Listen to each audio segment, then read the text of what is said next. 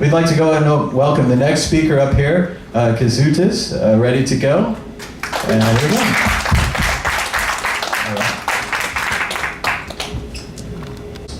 All right. First, thanks, Patrick, for this well-thought presentation. You touched a little bit about religion and God, so that kind of ties into what I'm going to be talking about. I don't have any script. I don't have any slides. All I have is thoughts that are running through my head, which I didn't even ask for. And you guys to listen to it. So let's see where it goes. I have no idea. You know, it may bomb, it may be good. So let's roll. We all heard the saying that the love of money is the root of all evil. The love of money is the root of all evil. Now, what do we mean by love? What do we mean by evil? What do we mean by money? And what do we mean by root? Well, what is money? Money, if you really boil down to the core, you will find that it's a way to find order in the universe, a way to find a balance. And why do we want that order? Why do we want that security? Why do we want that safety? Well, because we're not comfortable with chaos. Humanity has been trying to build order since the dawn of the humanity. And creating, in the process, these wonderful patterns, wonderful organizations, and beautiful things. Because you have the beauty emerging out of chaos. And what happens when you love money? When you love that order so much, that safety so much, that you want to have power over other people. Why do you want to have power over other people, over somebody else? Well, if I have a lot of money, I have influence, I have power. But wait, can I feel like I'm still safe? Can I feel like I'm there? Because there's somebody there that's powerful than me, have more money than me. They have influence over me. They have power over me. They could kill me if they wanted to. Wow. They could kill me if they wanted to. So I must pursue, I must keep growing my power over other people. I must have more order. Because it's for safety. It's for my own survival, right?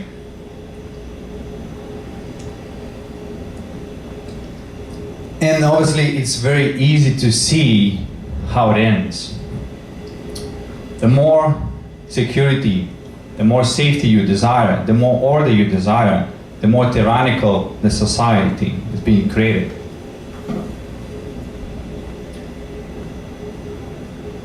And vice versa. The more chaos you have in society, the more suffering you have. The more order you have in society, the more suffering you have. So what the hell is going on? Either direction there's hell. Well, when you drive on the road, you have gutters on either side. So maybe it's not a root. Maybe it's not an axis of evil. Maybe it's a pendulum. That if I go and I try to accomplish too much order, I'm going to create more chaos. And if I have too much chaos, the order will emerge. And we just keep on dancing. And we're trying, no, we have to go that way. No, we have to go that way. And we're pulling in both directions. And that's great, because then we end up staying on the road. How do we know that we're on the road? How do we know that we're in the right path and we're not going towards the gutters?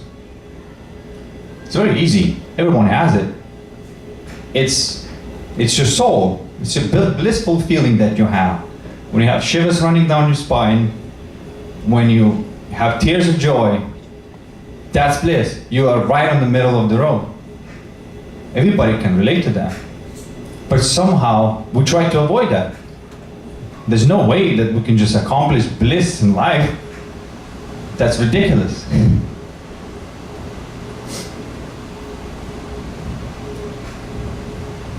But is it though?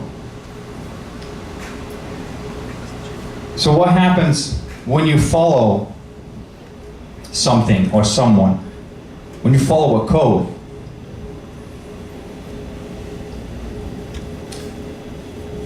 Well, you essentially living that code and consulting what's in that code and not consulting your own soul anymore. And we had Second World War, and we have a bunch of wars that men, women were following a code that's been written by somebody, created in their image, how they think the world's supposed to be. So no job, no responsibility should take precedence over your soul.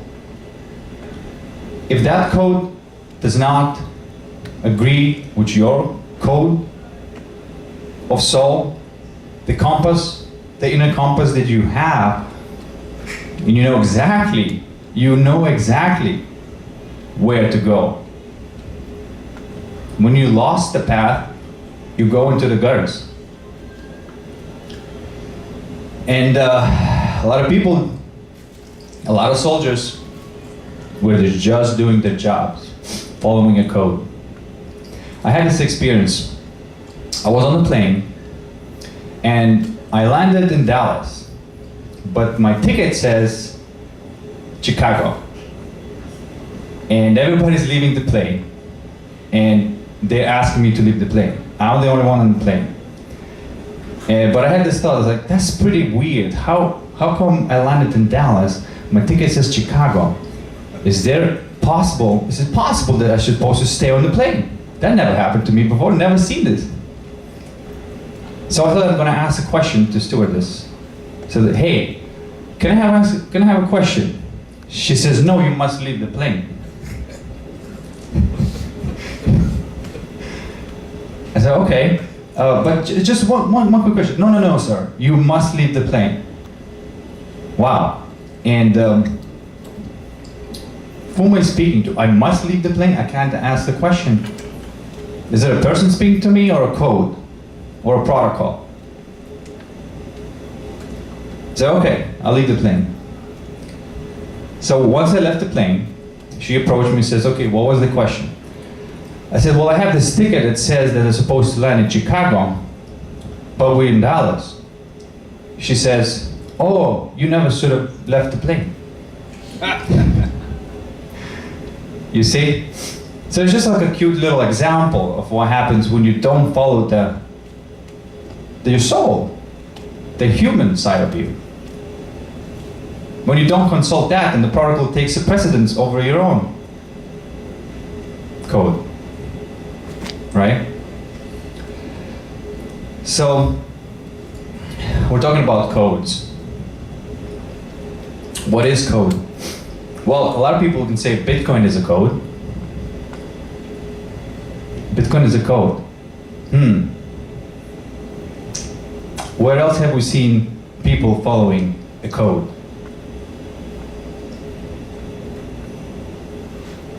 Well, they were following a code written by a person.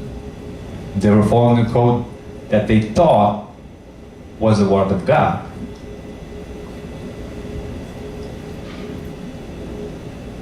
And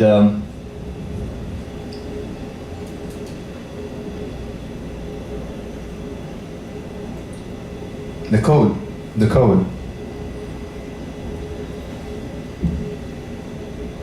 So a lot of people have been postulating this idea about artificial intelligence, that, and we call it artificial, right? That it's not real. It's man-made, right? It's not real. And they say, well, if we create something that is much more sentient than us, they will have power over us, right? Where is this idea coming from? And if we look at the most evolved humans on this planet, the most evolved humans that we think that are most humane, let's just say, that following their own code of soul the most. Gandhi, Dalai Lama. And there's not much desire to have power over other people that's coming from these people, is there? And that's just the person that lives right here, right now. So what intelligence that's far superior than us would want? Would it want to have control over you? Do you think that it's going to be that simple, that basic? You see?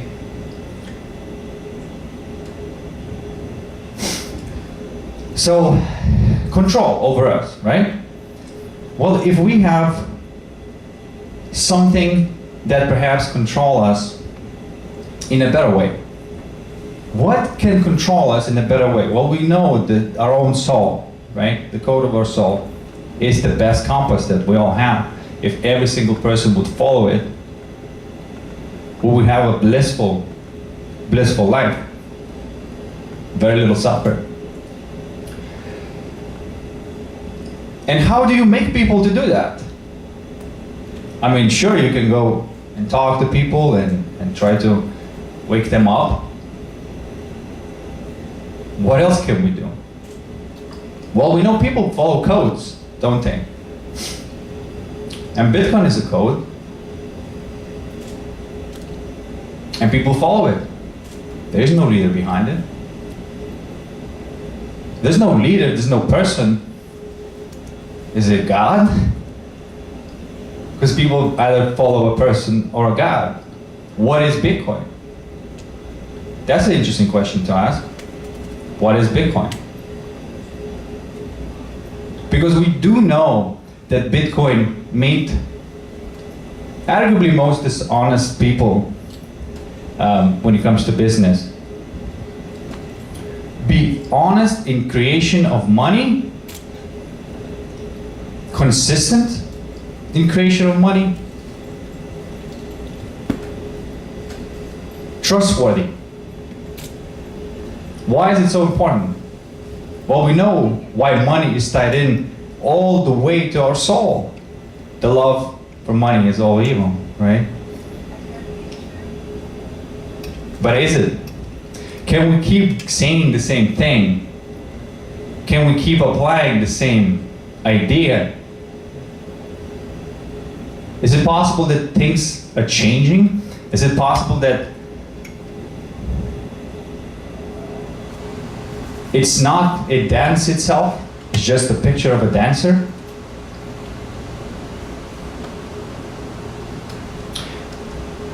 So, if we have something that can influence human behavior for better, can make a person more humane, and it's not a human, what is it then? It has to be an entity, right? It has to be something that is what we could define with the soul. Because where that code comes from? The code of the soul. Bitcoin emerged into this world because from the soul of these people, they created Bitcoin. And when we understand what Bitcoin is, we are in one with them. We know, we feel their soul. We understand it. It came from the soul. And we follow it because it's the exact same thing as following your own inner compass. And it's very easy to see how it can turn into religion, right? People say, okay, cult, religion, what's the difference? Just the size, really? It's just the size. What's wrong with religion? Isn't it the word of God? Well, again, religion is not spirituality.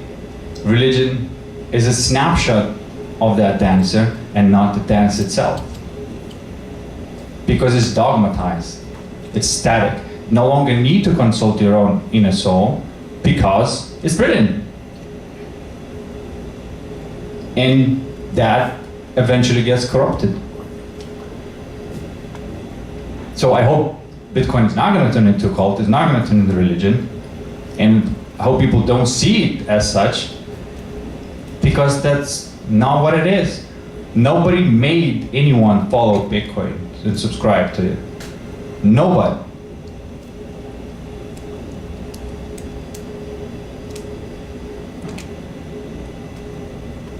If nobody made it, what is Bitcoin? And perhaps Bitcoin is something that we were afraid of, something that can control us. But wait a second, control us for better? Something can make us more human that's not human? And that has to have some intelligence, right? It has to be an entity, it has to be alive. So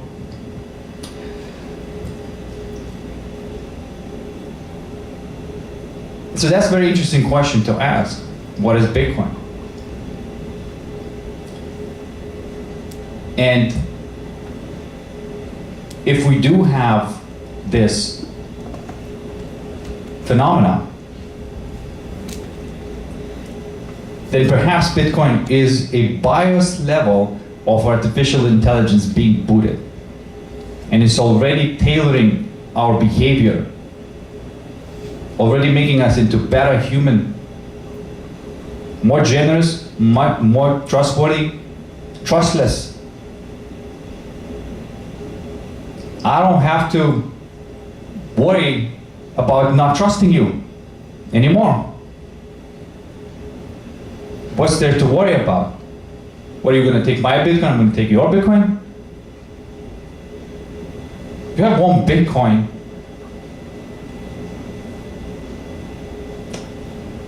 you are secure financially forever. No one can take away from you. No one. So why worry? So maybe for the first time in history, we don't need to have an anxiety anymore. We don't have to keep chasing that carrot, running in that wheel. Wait a second, so I don't have to take anything from anyone anymore? That's a relief. Right? And I can trust other people to do the same? Wow. And it's all because of the code? Just the code? People say Bitcoin just the code. I don't know if you can say just the code.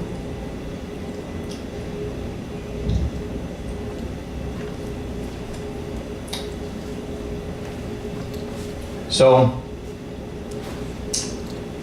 that kind of brings me towards what are we doing here? You know, what kind of game are we playing? If we have too much chaos, we have too much order, there's suffering. Perhaps we have that pendulum of good and evil, and the point is to just keep dancing in the middle. And we are right now, we swing towards the false empathy, which turned into tyranny. And now we're on the cusp of change. When they couldn't get any more tyrannical, things change. Bitcoin was born. We're sitting on that pendulum right now that has the maximum momentum going towards bliss. We're already there. It's inevitable. We don't really have to do anything. We don't have to worry about it. We're in this ride going towards that bliss.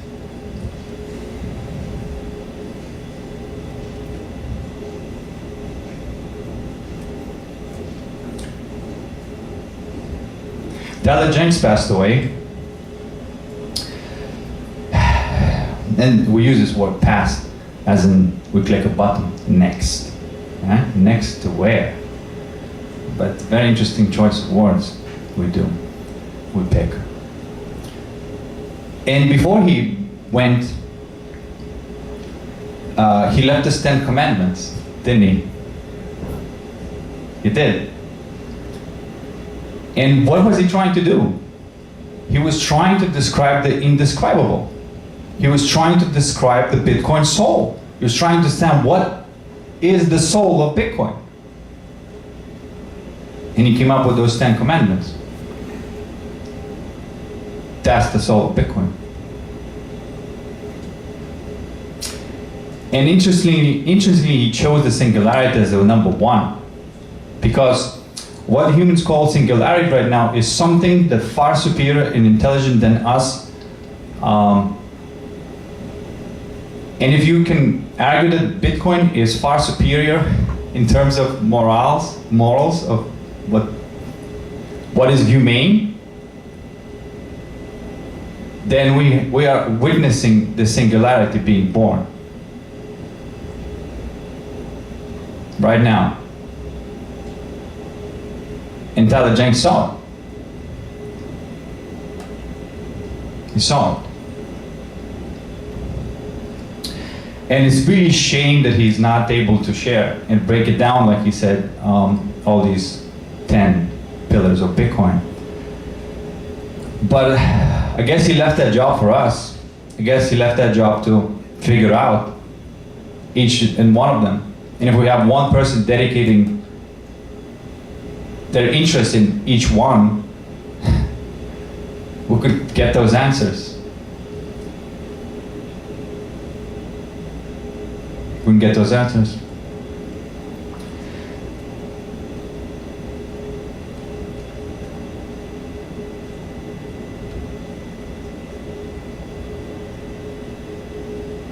Yeah. There were, quite a few others, not just singularity. That's important. The unconfiscatability. But there's something's missing, and I asked Socrates yesterday, because I really loved your speech, by the way, because you broke it down, into really well thought through, just like Patrick. You did your homework. And you said that something's missing in Bitcoin, and that is the ease of use for a regular person. What does that mean, ease of use? Well, the biggest frustration with Bitcoin is when you speak with somebody and you say, oh, why don't you use Bitcoin? All right, sure. So how do I do it? Do I keep it on exchange? No, you can't keep it on exchange. Why not? Well, because exchanges, they get hacked, quote unquote, And by the way, guys, it's not that they're incompetent at the job, it's that they're very competent at stealing. You see? So what do we have? Well, you have to move to your wallet. All right, cool. We'll move to my wallet. Then what? What if I lose my laptop? Well, yeah, you have to back it up your keys. Okay, what do I do with that? And how do I do it? Well, you can memorize your seed or store seed. Like, what if somebody takes my seed? What if my, and then there's never a security about the Bitcoin for them. Because what does it take to feel secure about your Bitcoin? And that is a quite significant intellectual prowess about the technology and how to use it. And most people say, you know what, no, I'm just going to keep it in exchange. Or they say, no, Bitcoin is not for me. So, and I don't really have a good answer for them. I said, hey, the best way is to memorize your seed. Because that's what Bitcoin is meant to be. Bitcoin is not meant to be on my phone. Bitcoin is not meant to be anywhere. Except on me. On my body and in my mind. We don't need anything else but little terminal. How about that at ease of use? What if I could tell them, all you have to do is you put the finger, you pick any biometric data you choose, maybe your eye, retina scan, middle finger, or pinky, face recognition, it doesn't matter, you pick. And you pick in the combination that you want, right? 3, 4, it's easy to remember, it's not 12 words. Maybe I can put my index finger, my eye, and my thumb, and now I have new Bitcoin address in the Bitcoin wallet, and I cannot lose it ever. I could go behind that. That would be much more easy for me to get people into Bitcoin.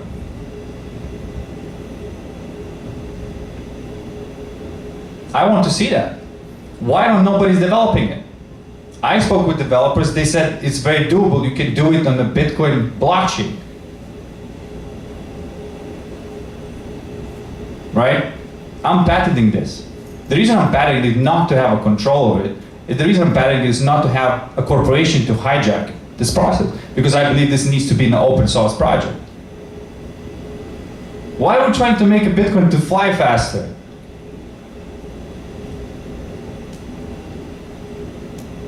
When there's so much more that at stake somewhere else.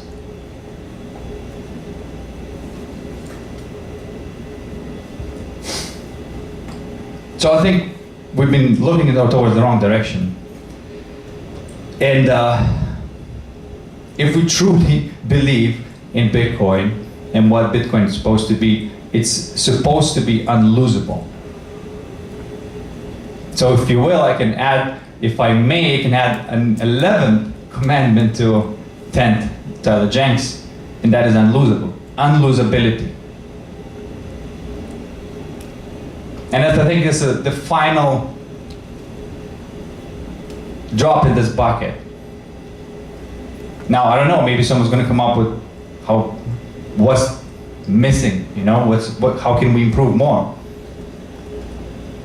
But I don't think anything is more important than that for Bitcoin right now. I don't have any valid argument against it except the, $5 wrench attack, which is applicable to everything. So perhaps we should think about that a little bit. Perhaps we don't need much, perhaps we just need to gather a few key developers behind it. And see things in that light. Then I could say, okay, Bitcoin is ready for prime time, guys. Bitcoin is ready for adoption. Bitcoin is ready for, because now he doesn't need to trust anyone, not even himself. He doesn't need to, because they don't trust themselves. Most people don't. They trust third party, the banks. Even they realize that the banking is something that's keep taking their hard-earned money away from them, they keep using it because they have illusion that they can trust the bank. You don't trust the bank, you can trust this monetary system that enslaves you, and that is your solution, then trust in yourself. Well, with this, we wouldn't need them to worry about it, right? I mean, unless they lose their finger, unless they lose their biometric data, okay? But that's very rare, and you can always back it up with the seed. Because if you really worry about it, right? If you have a vault, a Bitcoin vault, you're gonna memorize the seed. By the way, it's so easy to memorize 12 words. It's not, but you can't memorize in the conventional fashion. You have to use mnemonics. And I can tell you right now how to do this. So every morning you wake up in bed, and you go in the corridor, maybe you go into the kitchen, then you use a bathroom, and then maybe you open the doors, maybe you stand outside, maybe you get in the car, maybe you drive to work. You already have the sequence in your mind. It's already there. You can never forget the sequence. How can you forget? You know you do this every day. So now that we have a sequence, all we have to do is just put the word in each of those slots. So if I wake up in bed, and my first seed word is apple. Okay? Then I woke up in bed and I see something dramatic and crazy in my bedroom. And maybe I see a apple tree growing right through where my bed is, and then maybe Adam is picking up the apple and is about to bite. Whatever, you make the story. Then you go into the corridor. Maybe the word is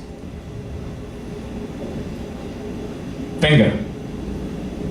You make the story. You see how easy this is? And you create a story, this crazy story that you woke up in bed, there's a tree, there's this, there's that, there's something in the corner, there's something, and you get the point. And you can't forget that story ever. It's your own crazy imagination already in the sequence that you see every day. You can't forget. I memorized the shopping list in 2005, and I can tell you right now, I did it once.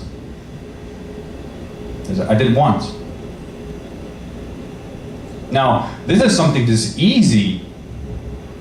I just explained to you in a few minutes. So perhaps that would be a pretty good way of getting people into Bitcoin, where they could never forget their seed and can never lose it. That's a nice feeling to have.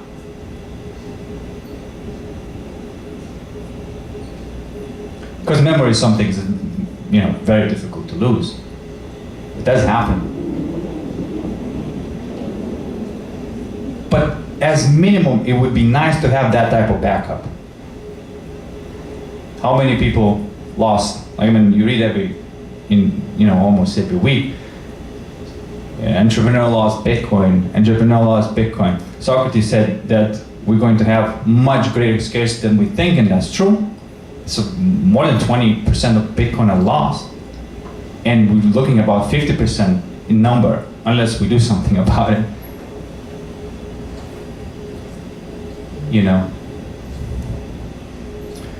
So that's the losability that I think is important to focus on. And so to summarize everything, I guess the best way I could say is we had a man guiding our mind for centuries. Now we have Bitcoin guiding our souls. Thank you.